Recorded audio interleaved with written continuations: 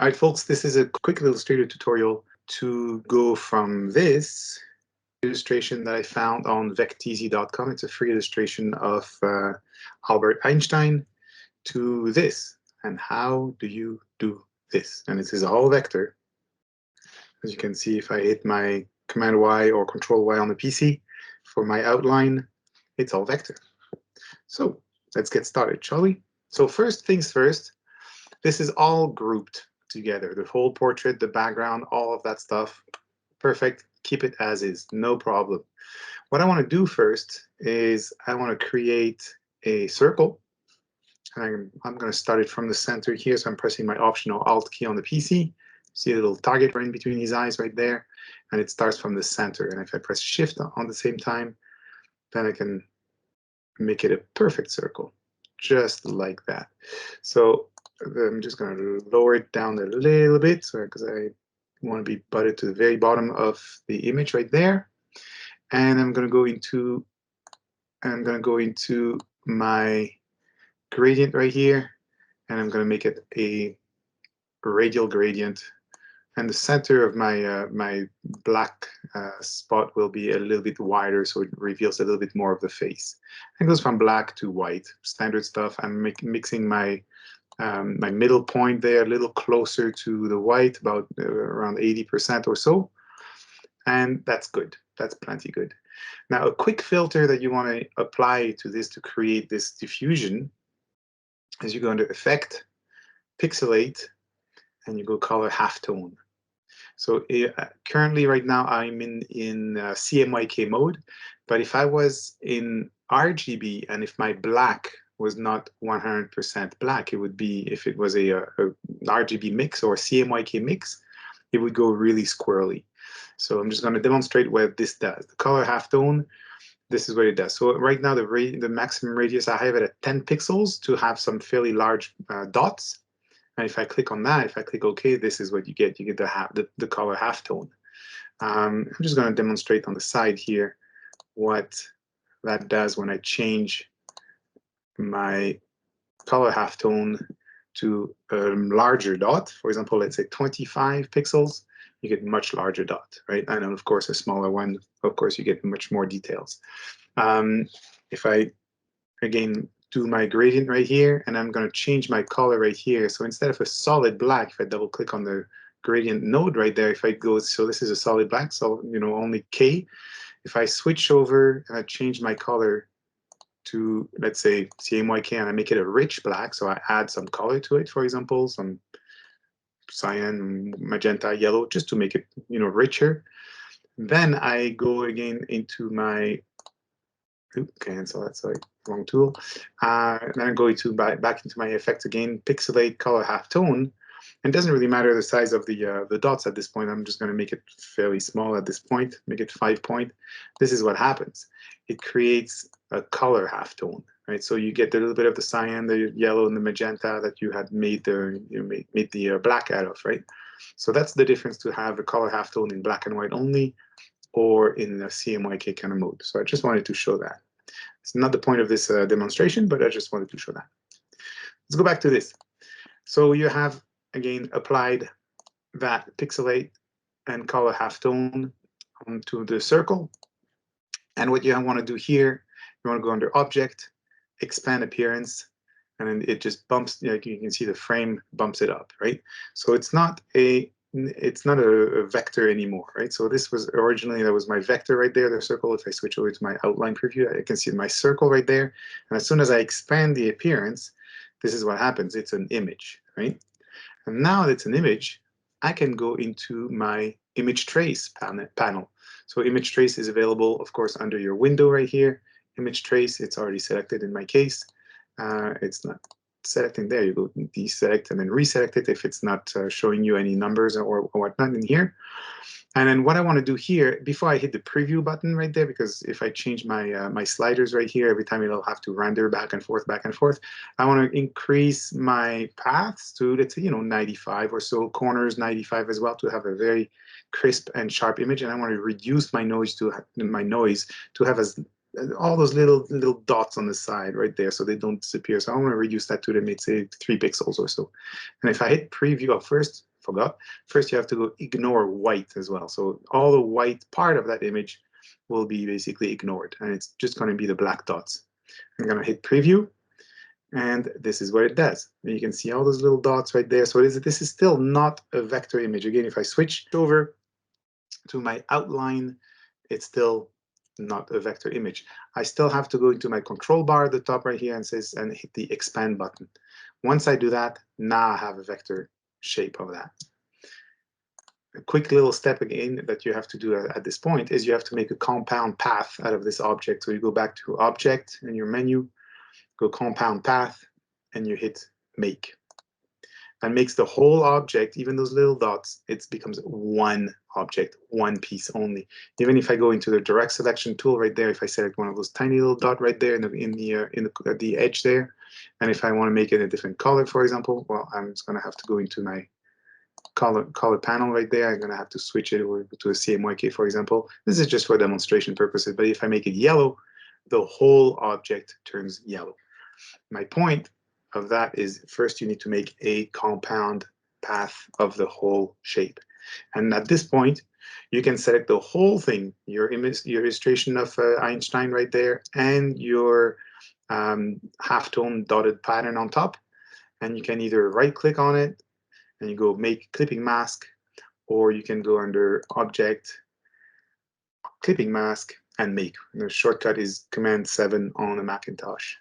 And then it's going to tell you that the top object is very complex, may cause document to fail, blah, blah, blah. Sure, ignore, please ignore. And then voila, you have your image inside this clipping mask that looks like a dotted pattern. So it's a pretty simple little trick, and it makes something really cool. So out of this portrait right there, this illustration, you're basically putting that into a mask. But what about, playing with type a little bit? So I'm going to create a new artboard very quickly on the side right there, and I'm going to type a letter. Doesn't matter which one.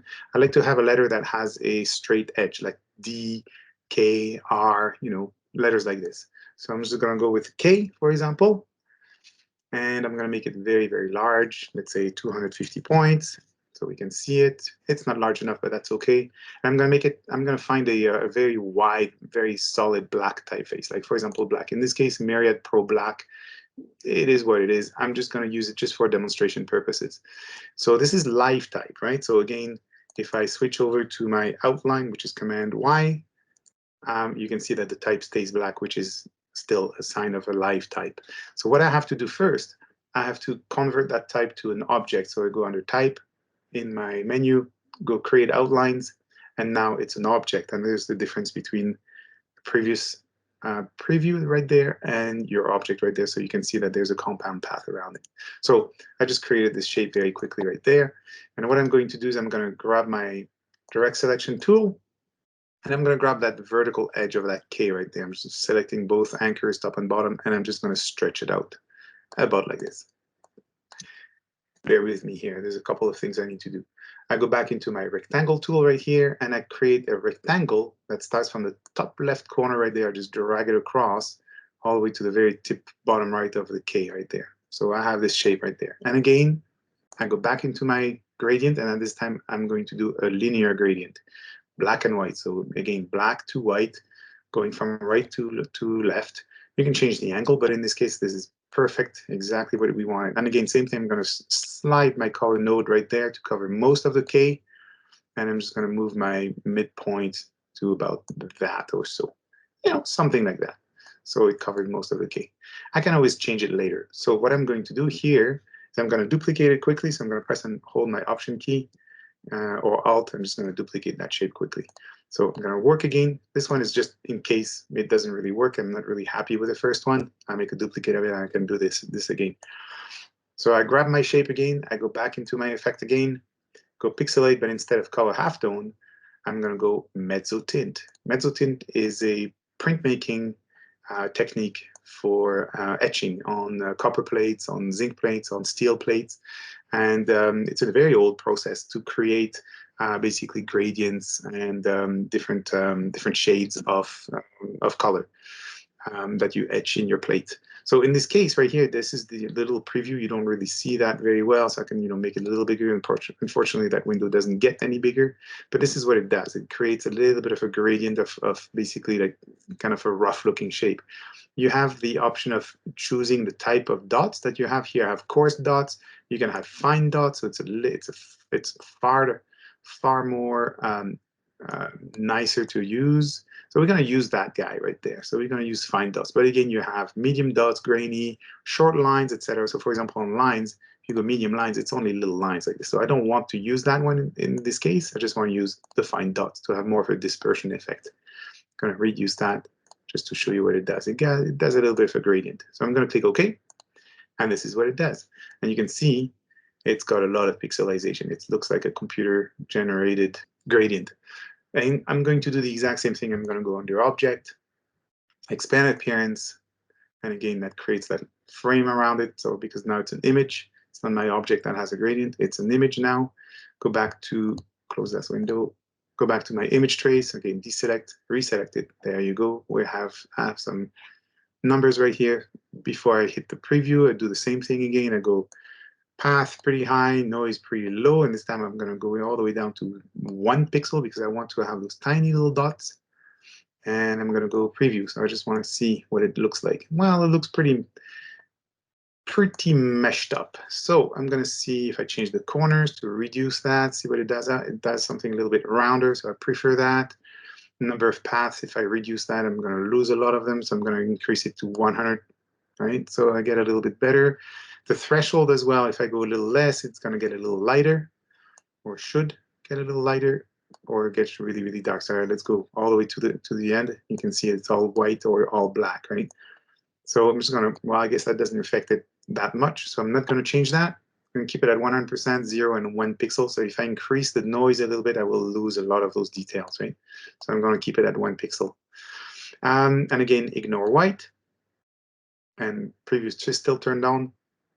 Go back into my control bar at the top, hit expand, and voila. So you have, again, this shape right there. So I'm going to make it just a little bit taller and a little bit longer. So move it a little bit to the left of my letter K.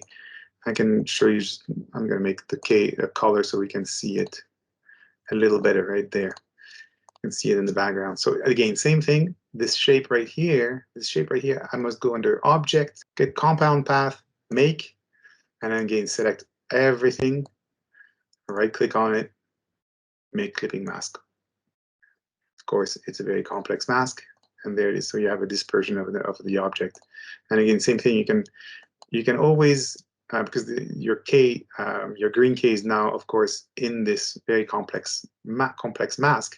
You can always double-click on it. You get into isolation mode, and now you can select your object within the mask, and you can change the color, for example, make it orange, black, purple, whatever you want, right? So I'm going to keep it in kind of a raspberry color right here, and then double-click to get out of it. So there you go. So you have basically dispersion of the letter K right there. So the mask is very complex. I'm just going to delete that gradient. The mask is very complex. You can see all those extra little pieces there. You don't really need to do that, but you could, clean that up, because that would reduce the number of anchors you have in your file, so it's a little lighter. So what you can do is you can use the lasso tool, just like in Photoshop. And then if I circle the whole thing right here, like for example, well, it selects my edge, right? So because this is the whole block right there is actually in one piece. All I want to do is select the pieces on the inside of that edge right there without selecting my letter K and without selecting the edge of my mask right there. So I'm just going to grab that, for example. Just, you don't have to do that, but I hit delete a couple times. So it just helps you, basically find the edges of your letter or the shape that you have selected. Here, I don't want to delete this one because it bites into the little K right there. So I'm just going to reselect it again a little bit more precisely. I don't want to go around that guy right there. And doesn't have to be pretty. It's just for demonstration. I just want to delete a few anchors so I can see it a little better right there. Right? It doesn't change anything. It's just for me to clean things up a little bit. So there, this is how you can do some really cool, simple vector pixel dispersion. Dispersion, I think that's what it's called, dispersion. Anyways, yeah, so that's what it is. Look it up, try it, play with it, and have some fun with it.